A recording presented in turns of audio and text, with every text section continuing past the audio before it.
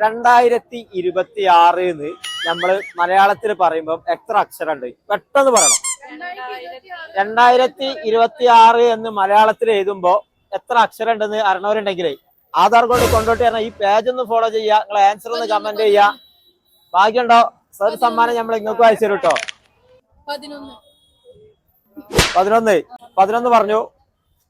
ഇങ്ങനെ എണ്ണാൻ മാത്രല്ല, സിമ്പിളാണ്. പെട്ടെന്ന് പറയണം. 9. അപ്പൊ ഏതെങ്കിലും ഒന്ന് ഉറപ്പിച്ചോളെ,